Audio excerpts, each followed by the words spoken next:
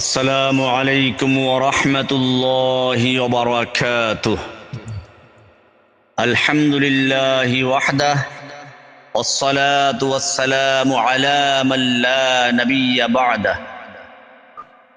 আল্লাহ সুবহানাহু ওয়া তাআলার মহান দরবারে লাখো শুকরিয়া জ্ঞাপন করছি, যিনি আমাদেরকে প্রথমত মুসলিম হিসেবে জন্মগ্রহণ করার তৌফিক এনায়েত করেছেন,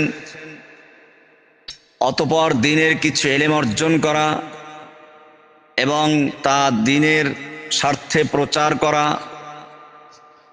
এবং তদনুযায়ী আমল করার তৌফিক এনায়েত করেছেন। এই জন্য বলি আলহামদুলিল্লাহ। প্রিয় দ্বীনী ভাই ও বোনেরা, আমরা এমন এক সময় অতিক্রম করছি যখন সত্য ও মিথ্যা, হক ও বাতিল, ইখলাস ও প্রতারণা, দাওয়াত ও ফিতনা অনেক সময় একই লেবাসে, একই পোশাক পরে মানুষের সামনে উপস্থিত হয়েছে।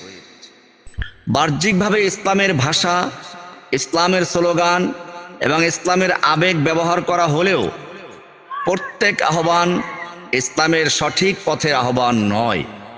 তাই একজন মুমিনের প্রথম দায়িত্ব হলো আবেগ নয়, প্রজ্ঞার সঙ্গে চলা, উত্তেজনা নয়, শরঈ জ্ঞানের আলোকে সিদ্ধান্ত গ্রহণ করা। মহান আল্লাহ সুবহানাহু ওয়া তাআলা ইরশাদ করেছেন, কুল হাযিহি সাবিলি আদউ ইলাল্লাহি আলা বাসীরাতিন আনা ওয়া মান ইত্তাবাআনি। বলুন, এটাই আমার পথ, আমি এবং আমার অনুসারীরা সুস্পষ্ট জ্ঞান ও দূরদৃষ্টির ভিত্তিতে আল্লাহর দিকে আহ্বান করি। আলা বাসীরা, সূরা ইউসুফ 108 নম্বর আয়াত।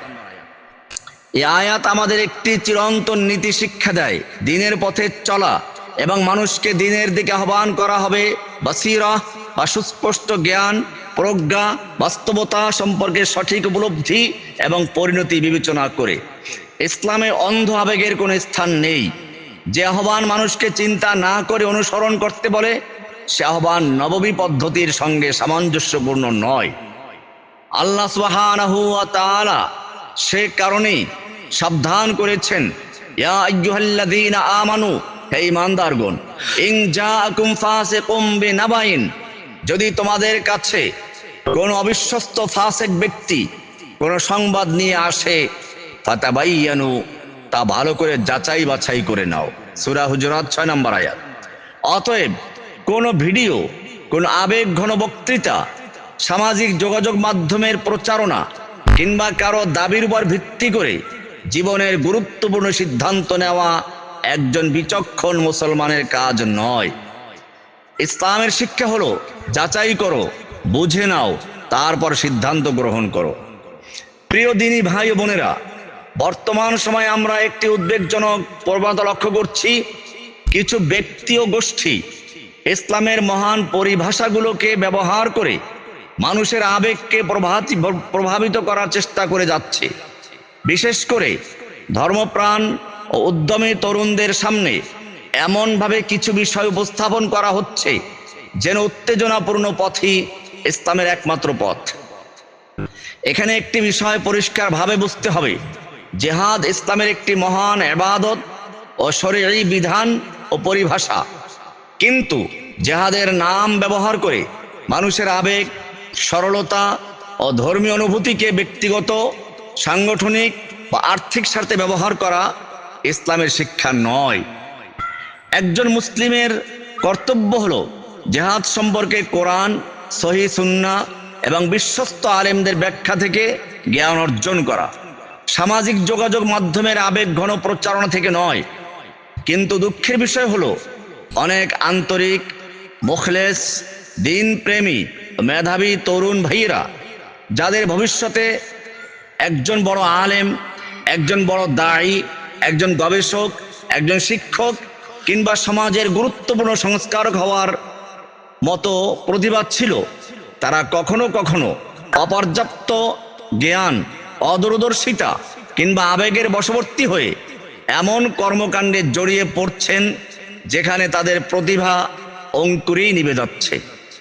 এতে ক্ষতি হচ্ছে ব্যক্তি, পরিবার এবং পুরো মুসলিম উম্মাহ। আমরা এখানে কোনো ব্যক্তি বা কোনো নির্দিষ্ট সংগঠনের নাম বলছি না, আমরা একটি নীতির কথা বলছি। যে আহ্বানই আসুক তাকে কোরআন, সহিহ সুন্নাহ, বিজ্ঞ ও বিশ্বস্ত আলেমদের দিক নির্দেশনা এবং বাস্তবতার আলোকে যাচাই করতে হবে। মনে রাখবেন, আল্লাহ সুবহানাহু ওয়া তাআলা যিনি জেহাদের আদেশ করেছেন, তিনি আবার প্রস্তুতির কথাও বাধ্যতামূলক করে দিয়েছেন। ইরশাদ হচ্ছে, ওয়া আ'ইদ্দু লাহুম মাস্তাতাতুম মিন কুওয়া, তোমরা তোমাদের সাধ্য অনুযায়ী শক্তি ও প্রস্তুতি গ্রহণ করো। সূরা আনফাল 60 নম্বর আয়াত। এই আয়াত আমাদের শেখায় যে বড় দায়িত্বের আগে প্রস্তুতি অপরিহার্য।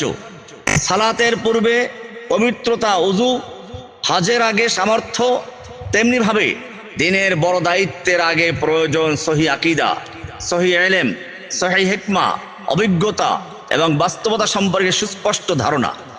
প্রস্তুতির বিকল্প কখনো আবেগ নয়। সে কারণেই আল্লাহ সুবহানাহু ওয়া তাআলা ইরশাদ করেছেন, ওয়ালা তুলকু বিআইদিকুম ইলাত তাহলুকা, তোমরা নিজেদেরকে নিজেদের হাতে ধ্বংসের মধ্যে নিক্ষেপ করো না। সূরা বাকারা 195 নম্বর আয়াত। প্রিয় তরুণ ও যুবক ভাইয়েরা, আপনার ঈমান আল্লাহর আমানত, আপনার জীবন আল্লাহর আমানত, আপনার পরিবার, আপনার ভবিষ্যৎ, আপনার প্রতিভা সবই আল্লাহর দেওয়া এক বিশেষ নেয়ামত। তাই কোনো আহ্বানে সাড়া দেওয়ার আগে অবশ্যই নিজেকে প্রশ্ন করবেন, এটি কি কোরআন ও সহিহ সুন্নাহর সুস্পষ্ট নীতির সঙ্গে সামঞ্জস্যপূর্ণ কিনা।